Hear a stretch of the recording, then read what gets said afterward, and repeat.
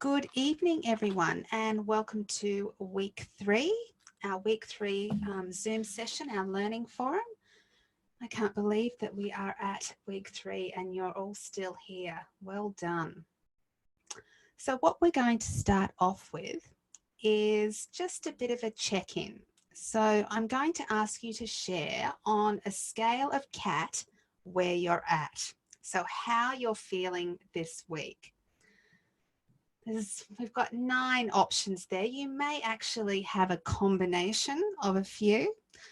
So week 3, I guess it can start to feel a little bit overwhelming, especially if you haven't managed to find the time to keep up with your weekly readings and your tasks. So not just in this unit, but across, some of you are doing multiple units as well.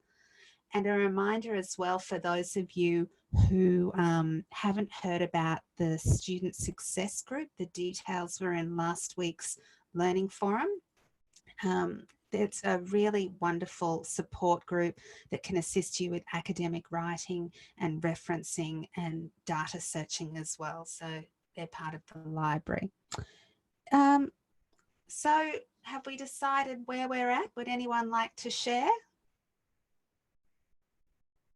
I'm sitting at a 7.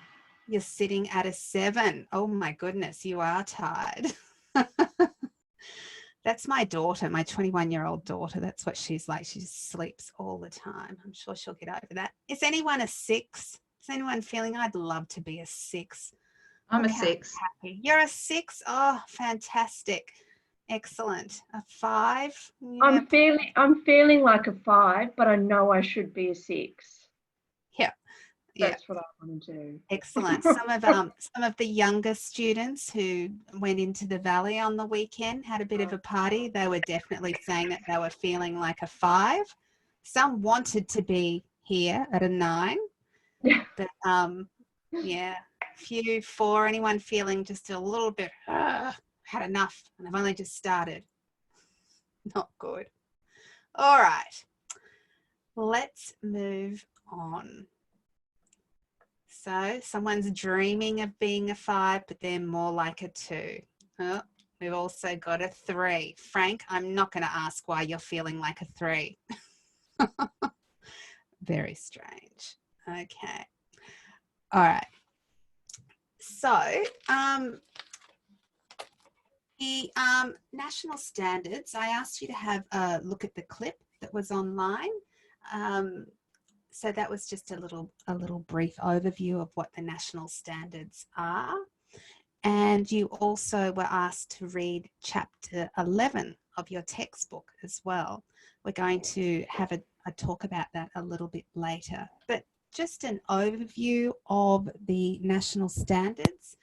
They're very important because they give us a common language to describe what best practice actually involves. And they articulate what teachers are expected to know and be able to do over those 4 career stages. So graduate, proficient, highly accomplished, and lead. Our focus, so your focus as pre-service teachers, is on the graduate level. So the part slide, the blurry slide that you can see on the PowerPoint. So in your first year as a beginning teacher, it will move on to the proficient stage. So that's when you will be looking at moving towards full registration. So you'll have 200 days to do that. And as I've said as well, if you are working in a school in Queensland, you will have a mentor to support you. So a professional, experienced teacher to help you through that process, the journey to full registration. So the standards are grouped into 3 domains of teaching, as you can see on the slide: professional knowledge, professional practice, and professional engagement. So each of the focus areas within the 3 domains identify the components of quality teaching, so at each of the career stages.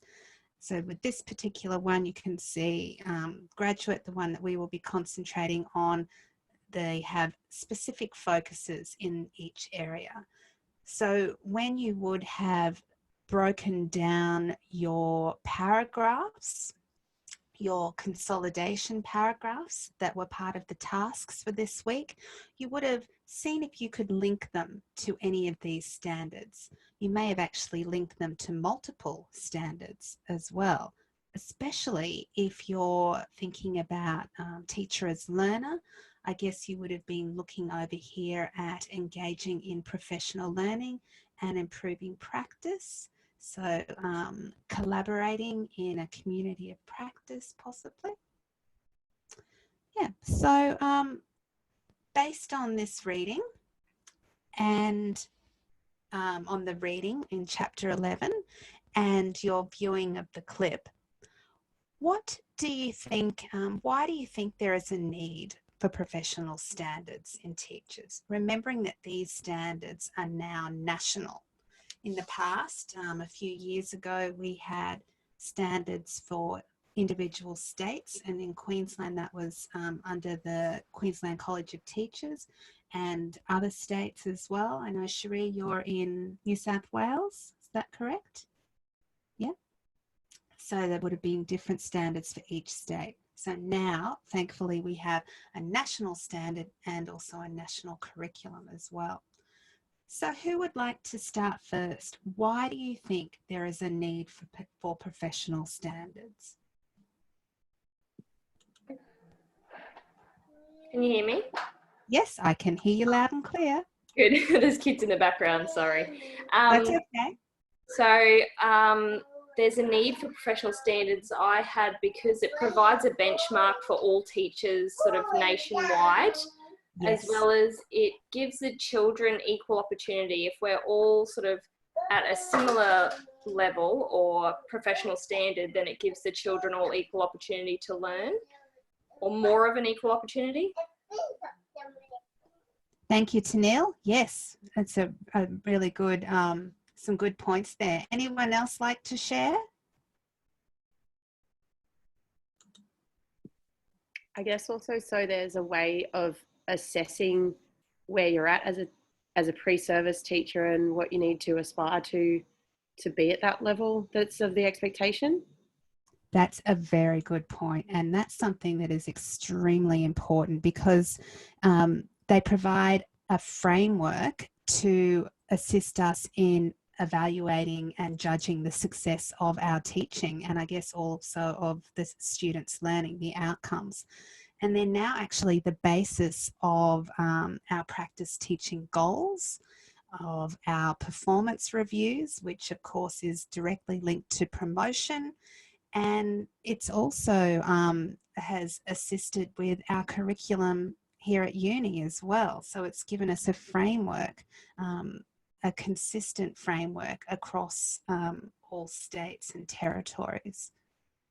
So yeah, and I think another thing that is really important is that it keeps the well-being and the learning of students front and centre.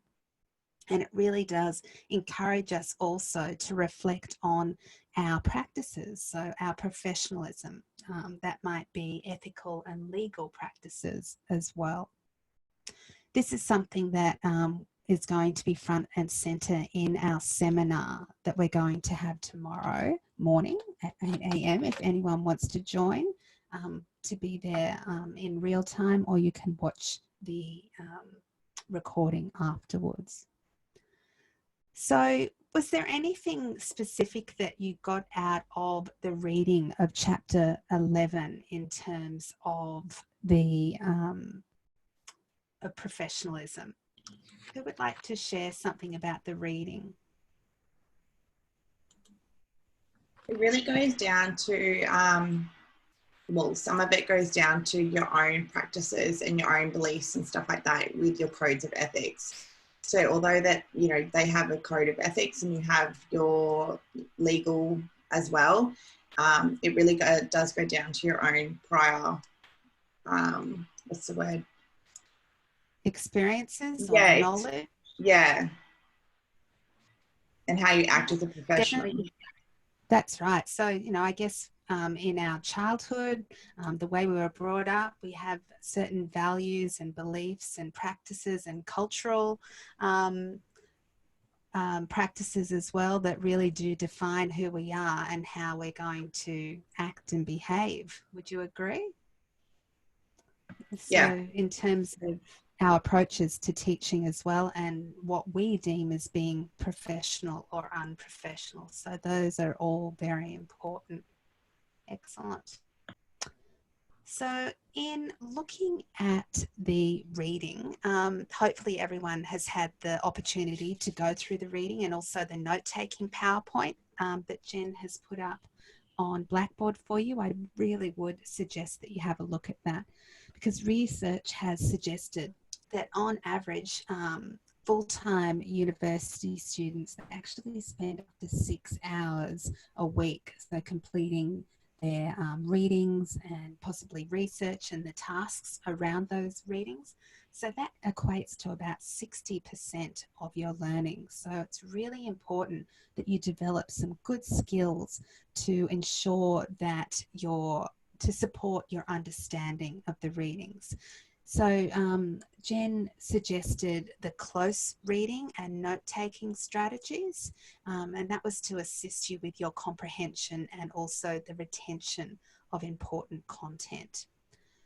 So has anyone used any of those close reading strategies before, or possibly other strategies in your previous study? A wise lecturer told me at QT a couple of years ago that in a benefit to read your book, read the introductory first, read the summary last, and then you've got an understanding of what you're meant to be getting throughout that chapter. And that's how I read all my chapters now. Excellent. That is really good advice. Very good advice. I don't like reading big chunks all at once. I like to chunk it down rather than reading everything. So I would read a section, then take some notes and do dot points about things that I find significant, or write down words or phrases that I need to find out what they mean. I may not have an understanding of them, or any particular readings that are important. So I would do it a small section at a time, because I don't have the capacity to hold in a whole chapter all at once. So everyone is different. And I think what is important is that you try different ways of doing it, of doing your readings, and you decide on which one suits you the best. Okay, so it's really good. I've noticed with the internal students that some of them are actually using the note-taking table, and also starting to develop their teaching companion as well. So in each each learning forum and in the seminar, they'll have some notes, and then they'll transfer that into their teaching companion, as Jen had suggested. So there's some really good, helpful strategies to set you up for the completion of your study. So as part of the weekly consolidation tasks, you were asked to write some paragraphs and bring them in with you. So there were 3 over the 3 weeks. The first one was, is a teacher a learner? Your understanding of the teacher as practitioner representation. And then finally this week, is a teacher a professional anyway? So you may not have got all of those done, and that is completely fine. I understand if you weren't able to get to all of that, but the aim for doing those consolidation paragraphs as part of your weekly tasks was just to assist you in making those understandings about representations of teacher each week, to assist you in getting that down, those points down onto your assessment task. So I also asked you if you could have a go at linking some of those paragraphs or parts of the paragraph to the standards. Did anyone have a go at doing that? Let's have a look at teacher as learner first. Who would like to share some of the points that you don't have to read the whole thing out, maybe just give me a few dot points. I will, Ange. Thank you. Well, the dot point with teacher as learner, so professional development, I linked that to 6.2, 6.3 and 6.4. And learning from each other through collaboration, which is 6.3, 6.4. And then when we strive to be better and learn new practices and techniques, then they are developed. So that's 3.4 and 3.6. Excellent. 3.4, select and use resources.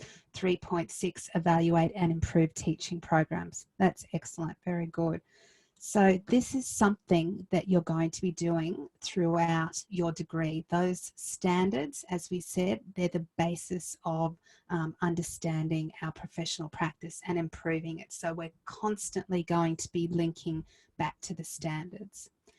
Thank you very much for that. Anyone else want to share their first one, representation of the learner, teacher as learner?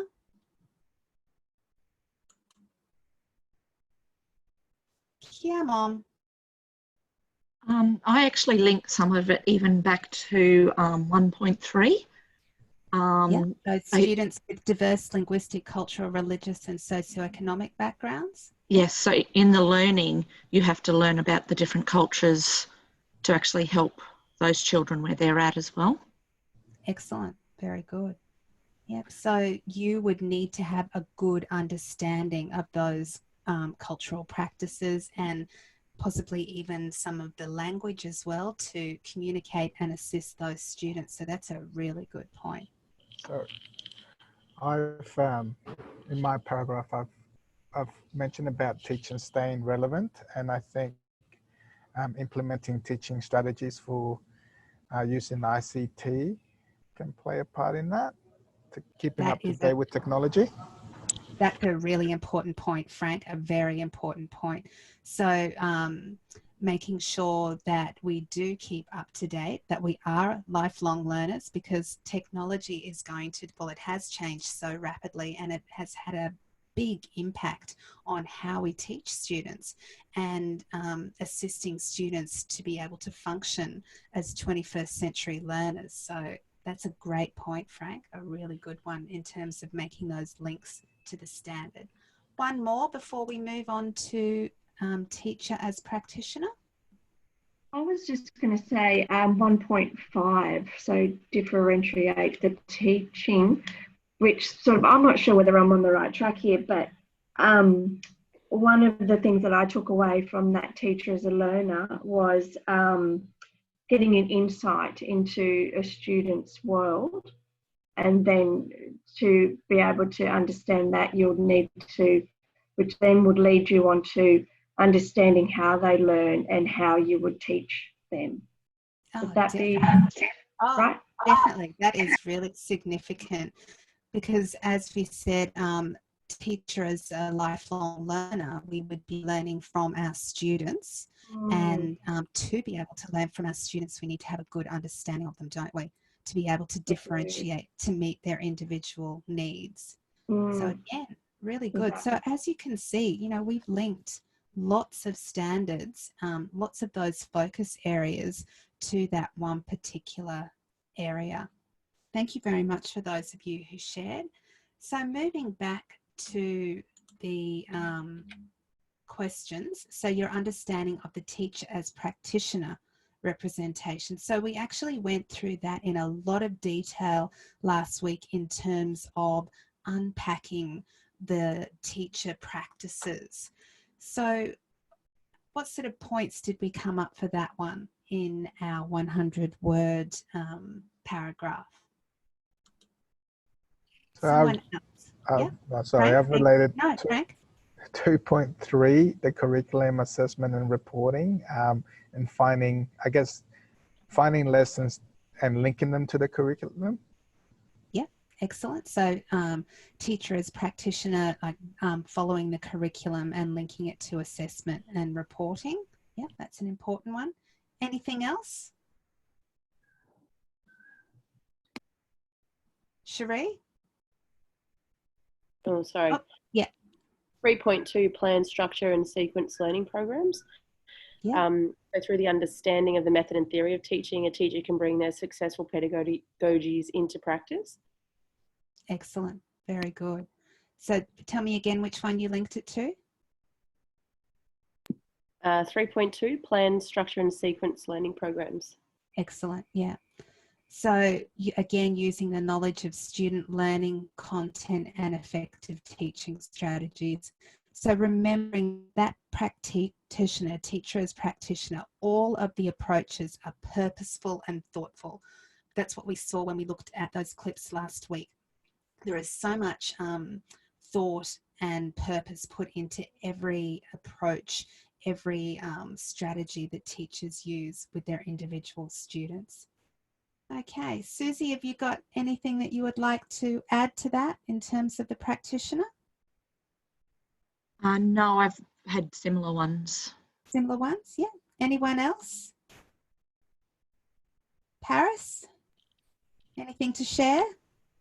Yeah, I think also, I don't know if this is wrong, but using strategies 3.3, because I guess as a teacher's practitioner, practicing your strategies, you're making sure that you're incorporating them so that, yeah, you as a teacher are making sure your practice is most effective. So yeah, I don't know if that is involved. No, very relevant. So using a range of teaching strategies, and I guess this came out when we unpacked the teacher in the maths class last week, how she was used with itness. So she was extremely capable in that she really did cater for the individual quirks of all of her students. So definitely, that's a very good point. So did anyone manage to get to the teacher as a professional?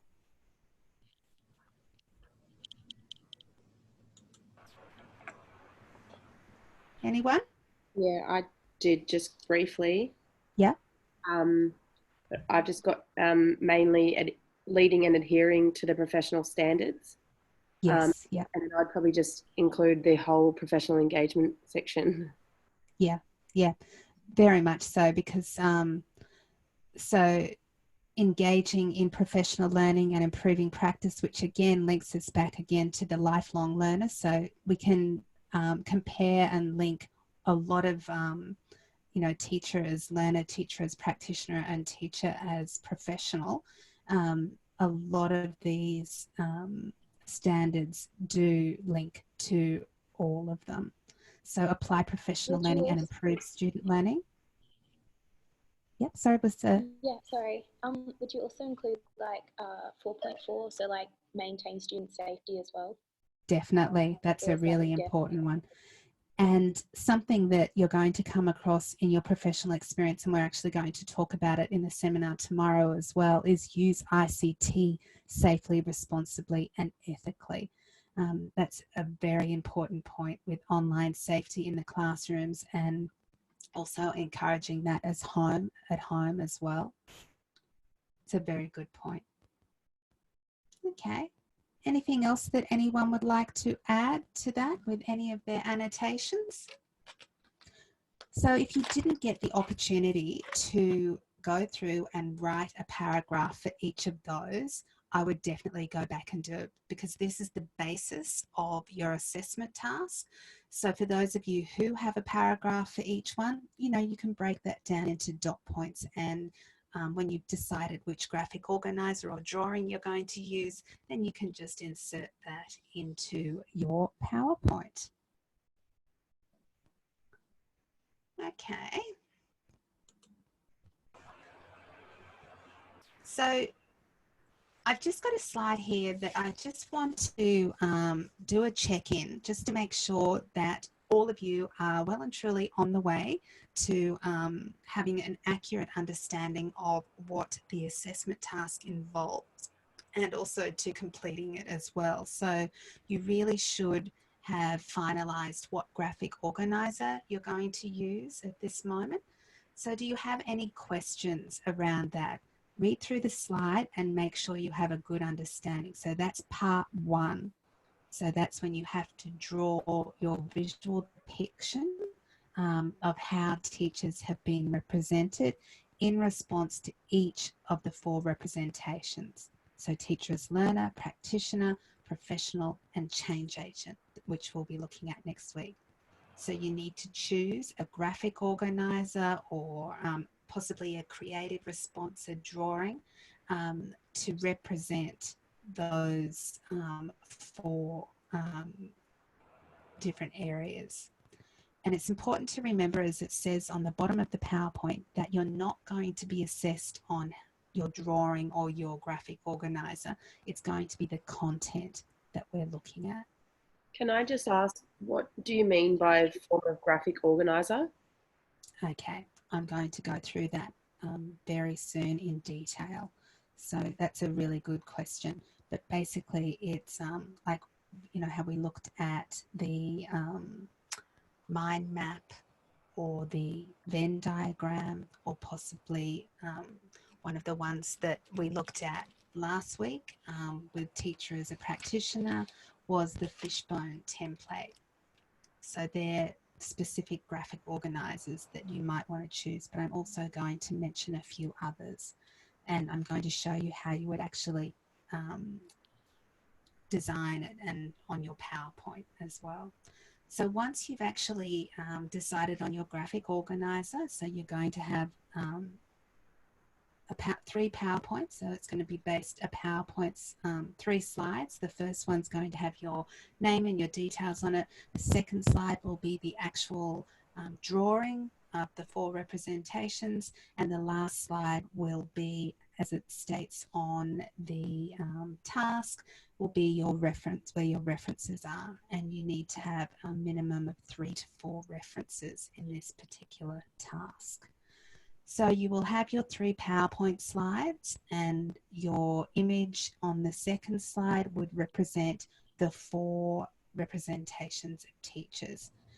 Then what you need to do is you would have 3 to 4 minutes of audio over that slide, and you would choose one of the representations and unpack it. So you would actually discuss it. You would talk about it. Everyone clear on that? Yep.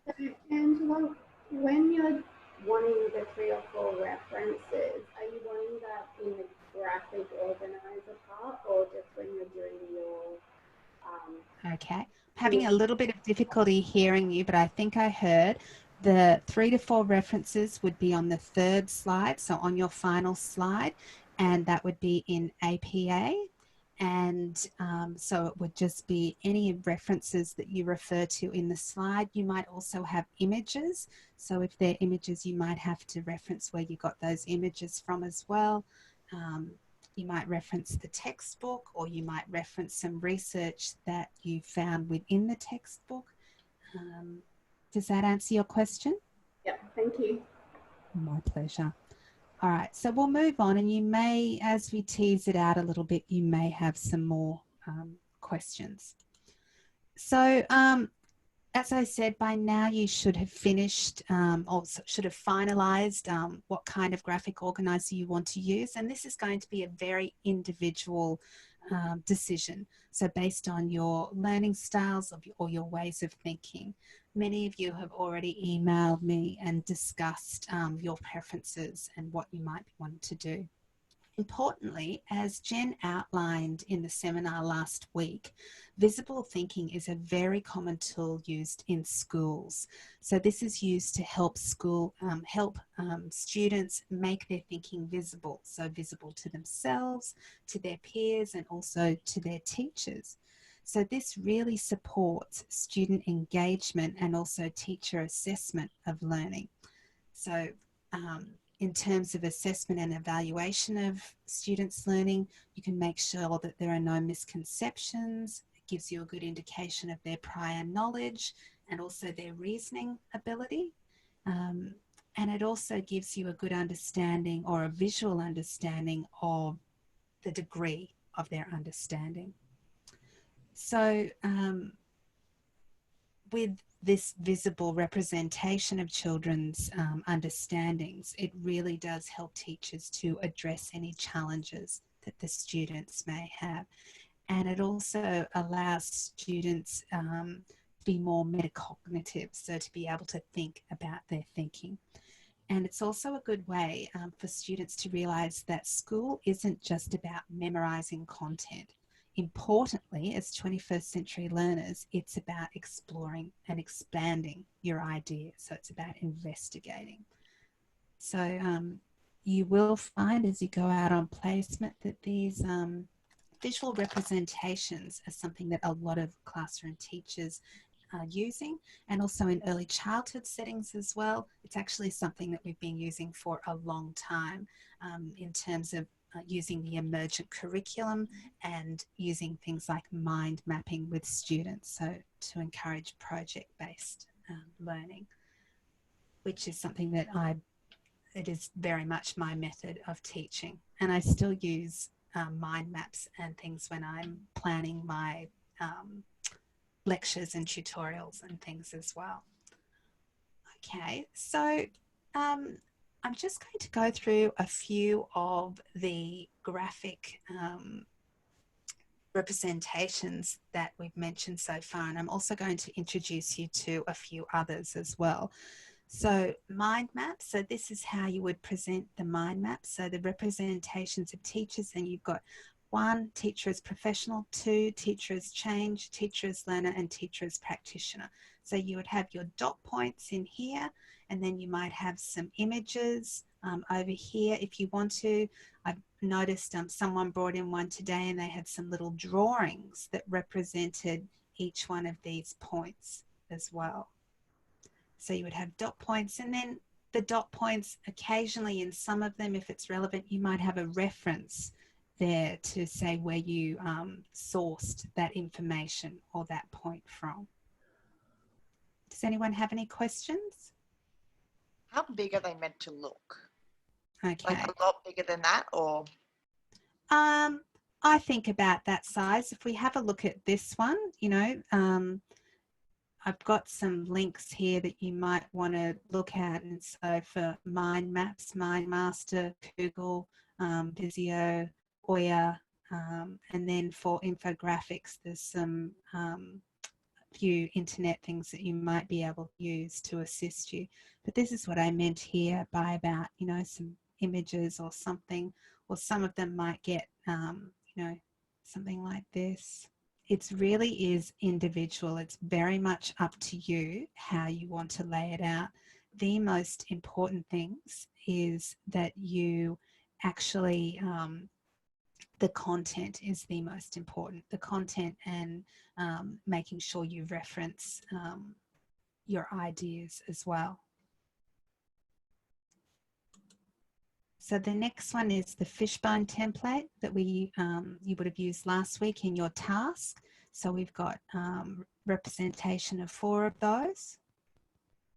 That's what it would look like. And again, you can have some images if that's what floats your boat. It's up to you. And the Venn diagram. This one, I don't know if it's something that I would use because it's a little bit unnecessary. A Venn diagram is really about comparing and contrasting, and that's not really the criteria that we need to use in this one. Some people do like to compare and contrast, and possibly in a future piece of assessment, that's something that you might need to do, but not at this point. Trace map, again, this is just another one. Again, up to you what you'd like to use. Circle map, this is an interesting one. So topic in the center, dot points on the next layer, and then frame of reference or references on the outer layer. One of my internal students saw this and got very excited. He said, oh, I want to use this one. Obviously, it clicked with him. It's how he thinks. Actually, 2 students chose that, thought that they might use this one. So you would have 4 of those, like so. So that would be what your slide looked like. The same as going back to the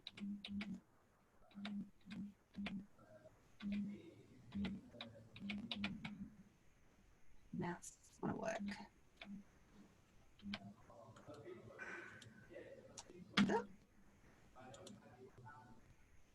I tried to go too fast and it doesn't want to. There we go. Sorry about that, folks.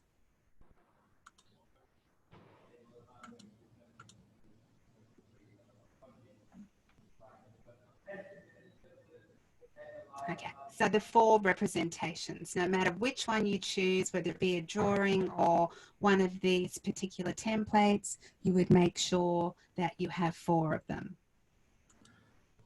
So, Angela, for the mind map, we Yep. wouldn't have to have 4 mind maps because, or do we still have to have 4 mind maps? I was actually trying to get back to the mind map to show you. Yeah. Okay, here we go. There we go. Because the mind map. Yeah, so you would have representation of teachers in the center, then you would have each area would be like this one. So Yeah, cool. one mind map with 4 separate components. Yeah, that makes sense. Good. Yeah.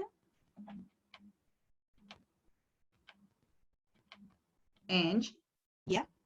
But we only discuss one of them in the audio. Is that right? That's correct. You would choose which one you're going to discuss. So you would have 4 that you would have broken down with dot points and references, and then you would, in your 3 to 4 minutes of audio, you would discuss 1. So that would go into a lot of detail. Any questions about that? You may want to have possibly more on the one that you're going to talk about, or you might want to have a bit of a script that you would refer to possibly.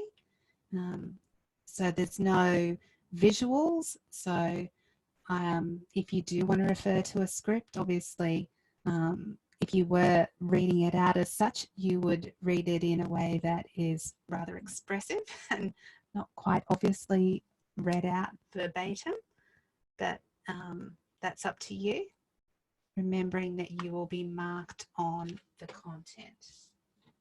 I've actually got the go back so you can see me. So this is the rubric, the criteria sheet. So that's attached to your task sheet. In all assessments that you do at university, I would very much make sure you go through and have a good look at the criteria, because this is what I'm going to be marking off. So the high distinction, I'm going to actually read this out for you. The visual drawing, so this is the first criteria, knowledge and understanding of the different representations of teachers, in brackets, how teachers have been represented, that's worth 40%. So as I said, the content is the really important part. So the high distinction, which is 100 to 85%, the visual drawing captures the complexity of the 4 different representations of teachers represented into the unit to an exceptional level. Then critical engagement, the next criteria, with the implications of a teacher representation. So the oral component demonstrates an exceptional understanding of the impact of a teacher representation on the profession and own beliefs. These claims were connected meaningfully to the literature and or personal experience. So this is where making those links to theory would come in. So in your verbal, you would, in your oral, you would actually say, just a theorist pops into my head, this representation is supported by Bronfenbrenner, who stated blah, blah, blah. So, you know, you would actually verbally refer to a theorist. So the third one, critical reflection about impact of the teacher representation on your developing teacher beliefs and future aspect on practices. The oral component demonstrates a sophisticated critical reflection and evaluation of current beliefs and areas of future development through professional learning. Goes on a bit further. And then the fourth one, which is worth 10%, quality of presentation and use of literature. So sophisticated application of research literature to support reasoning, use of correct APA referencing style, and the timing, so 3 to 4 minutes is appropriate. So please use the rubric, go through and carefully have a look at it and make sure you've covered all of those particular areas. I'm not going to read it out in full. It's quite a large document, so I'd like you to go and have a look.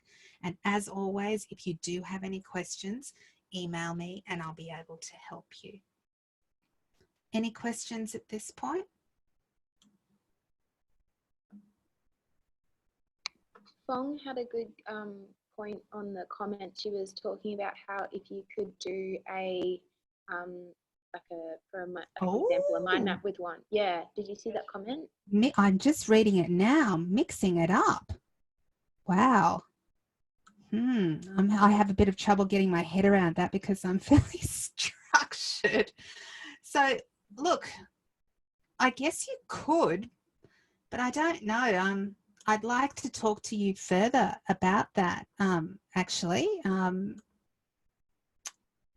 Fong Mi, I'd like to, if you could email me about that, because I'm not sure how you would actually do it. So what you're saying, for example, you might have a circle, you might have a fish bone, and you might have a mind map. I think it might be easier to keep consistent, just to use the one for all representations. It might get a little bit confusing. Does that answer the question? If you do want to talk to me about that, I may not understand completely what you mean, and you may want to chat to me about it in more detail. I'm happy to do that because your mic's not working. That's fine. All right. Now, I guess in relation to that, you know, you can get creative. You can do something completely different as long as you are making sure that you do refer to the 4 particular representations. That's really important. But how you actually structure it, how you represent it visually, that really is up to you. Any questions? Does anyone have any particular ideas that are quite creative and you wanted to run them past me while you've got the opportunity? Yeah, I did. I just wasn't sure, like, yeah, what the extent of the creativity component was, and obviously we're not being marked on it. So I guess I'm going to see if I can get all of the content solid, and then if I can do the creative thing, then go for it. Because it was like a image, and it was pretty creative.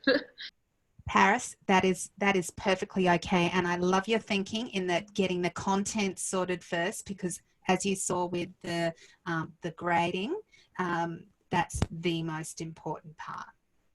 But today people were talking about branches of a tree. Someone else was talking about drawing images of teachers. So if you are creative and that's the way you think and the way you want to represent it, I'm really happy for you to do that. But don't spend too much time making it look beautiful, because you're not going to be marked on that. I really want you to concentrate on the content. Sure, thank you. Glad you mentioned that, because I even an idea of drawing. I know I can't draw it, but like an octopus with many, 4 different tentacles.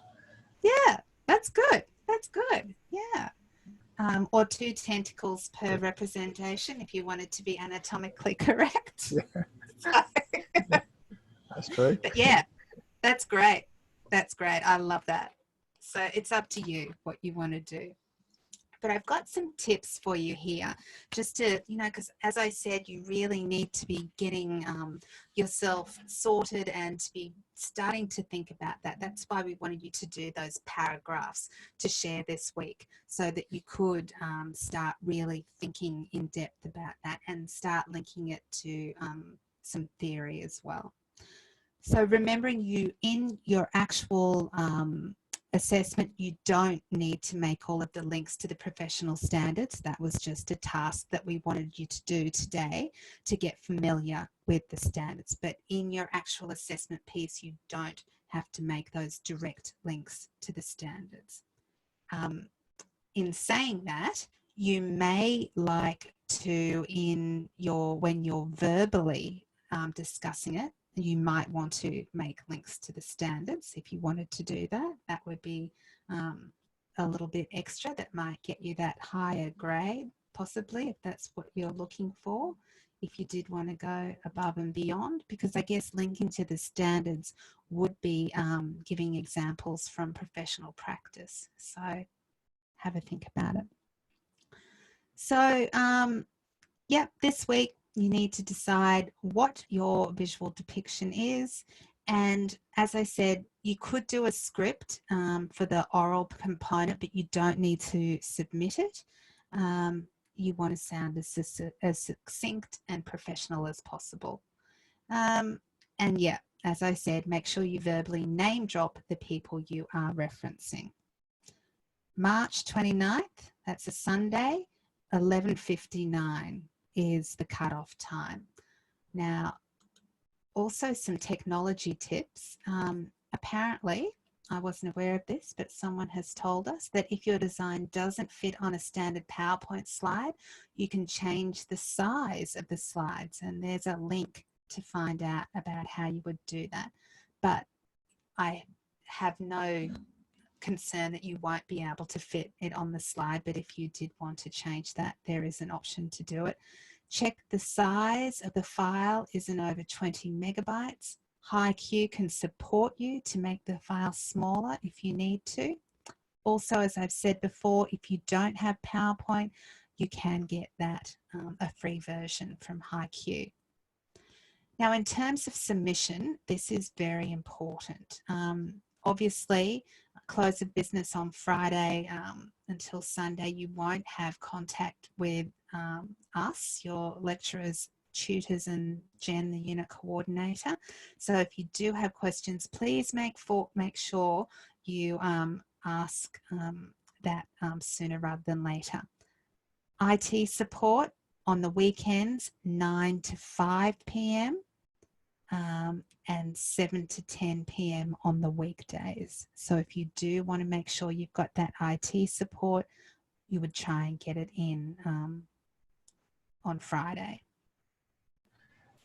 So yeah, difficulties with technology, it's not generally an excuse for late submission of assessment. Any questions about those points? Where on Blackboard, it might sound like a stupid question, are we submitting it? So on Blackboard, I'm going to refer to my laptop here. So if you go into the Blackboard site, if you want to, and click on assessment, assessment task, let me see, assessment task 1.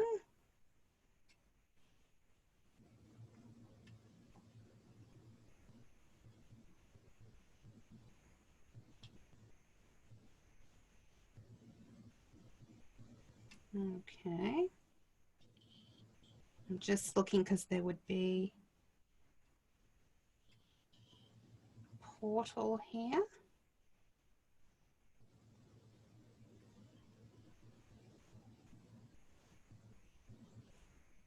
Okay.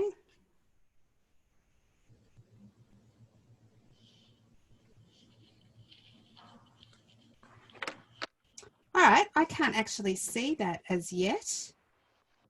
I'm wondering if Jen hasn't, or I'm looking in the wrong place. A very good question. Just under, when you go to the assessment, there's a folder, and then like when you're in Blackboard and it says assessment down the side. Yeah. There's you go into that, and then there's a folder or something, and then it's got the turn it in part. I don't know for sure, but that's usually how it is. Yeah, I know. Yeah, that's exactly what it is. I'm just wondering, maybe Jen hasn't set that up yet. No. Has anyone else been able to access that? No, it's not there. No, not yet. Yeah, it looks to me as though that portal hasn't actually been set up yet. So I'll talk to her about that because you've still got quite a way to go. Possibly further down the track, she was going to put it on and introduce you to it. So I'll ask her about that and I'll get back to you next week. How does that sound? Cool. So it wasn't a silly question. What's that? Sorry? It wasn't a silly question then. Have I not already said no question is silly? Some are. Because I just assumed that there would be the portal would be set up there, and it still could be somewhere, but I personally cannot find it. Normally it would be click on assessment task 1 and then underneath there it would have a portal submit here. So I'll look into that for you. Angela, yes. I've got a question with referencing and to do with the assignment. I don't know if you've got the textbook in front of you. I do not. That's all right. But when you're reading the textbook, there's parts, like there's a reference, David 2000, Demescu 2010. Yeah. If we're using that section of the textbook, do we reference the textbook or do we reference the reference? Oh, Frank, that is a brilliant question. That is a really good question. So, I'm glad it made sense. In that case that you're talking about, so when you're reading the textbook and it will say Vygotsky stated something and it'll have the date in brackets or whatever, you would actually go and find that reference and the APA reference and then cite that. If it was just a statement made by the editors of the textbook, then you would cite the textbook. Do you understand what I'm saying? So that is a very good question. And so we all know how to use Google Scholar to go and get our references. Yeah, so you would have done that for years. It's been around for years. So you type, part of the reference or the year and the author into Google Scholar, and hopefully your reference will come up, and then you just click on APA and you can cut and paste it into your reference list. But make sure that it's actually correctly formatted. Students have fallen into the mistake of, relying on that too heavily, and it doesn't work. There are lots of different referencing. There's ways that you can reference and tools that you can use. But yeah, so at this point, if you wanted to, there were particular references that you were looking for, that is a really simple way to do it. But as I say, be very, very careful that it's formatted correctly, because we're moving into APA 7 now, and that will be in SiteWrite. So SiteWrite is the place to go in QUT in the database to find out the best ways to cite in your assignments. Not too much referencing in this one, obviously, because it's not an essay or anything, but you still will need to refer to SiteWrite to find out exactly how to reference.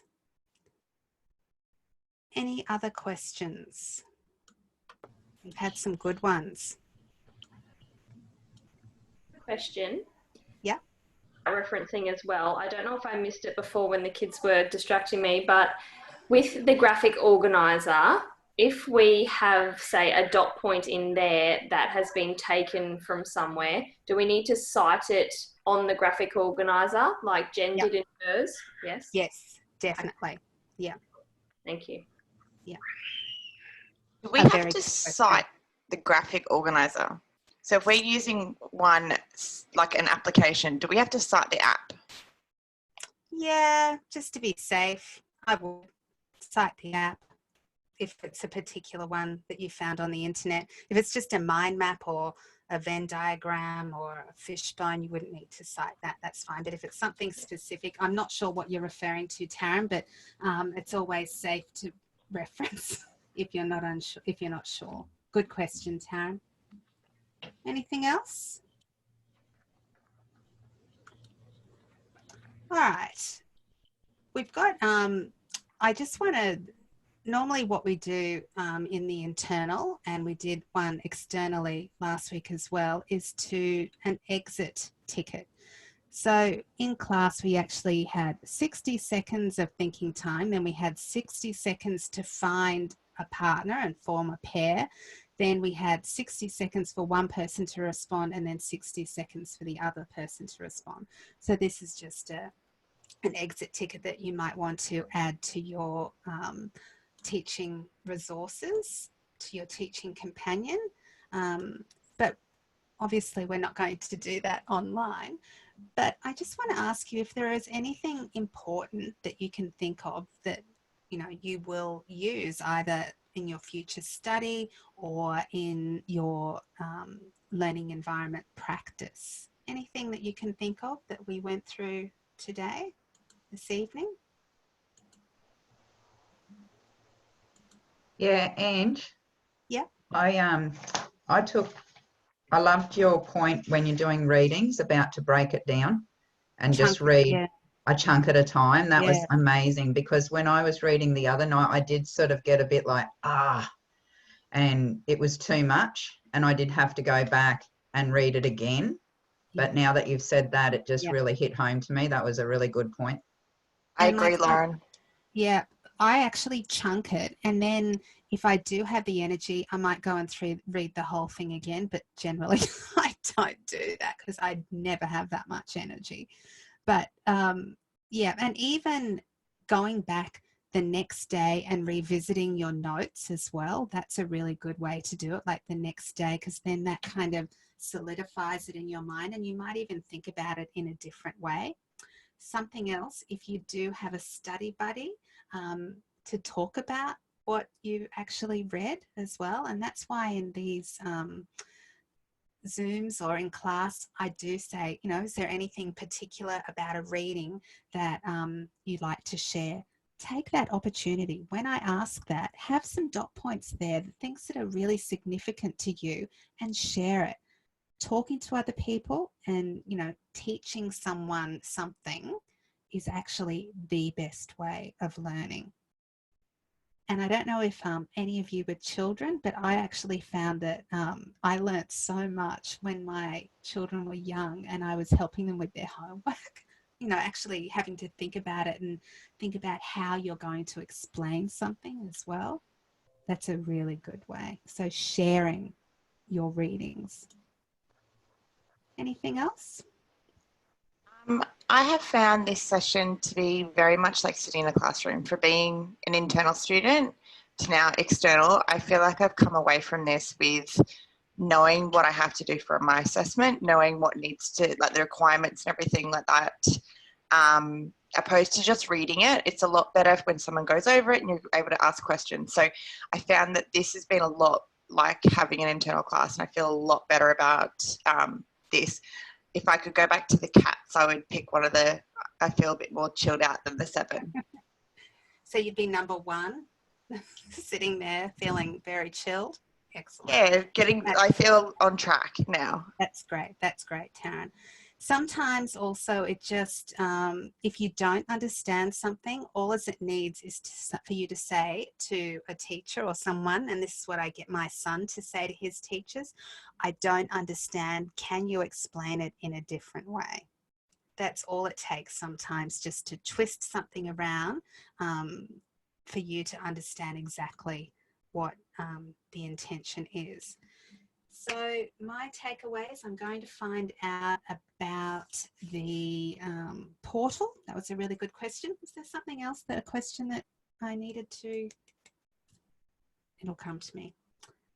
Okay. Well, that's pretty much it for this evening. What time have we got? Oh, it's only 7 o'clock. What I am going to do is what I did last week. I'm going to go away and leave you by yourselves for a few moments. If you wanted to have a chat, share your ideas, talk about the assessment, talk about the experiences that you have, But what I'm first of all going to do is I'm going to say goodbye to those of you who are listening at home. Thank you very much. And please email me if you do have any questions. Thank you. Thanks, Angela. Thank you.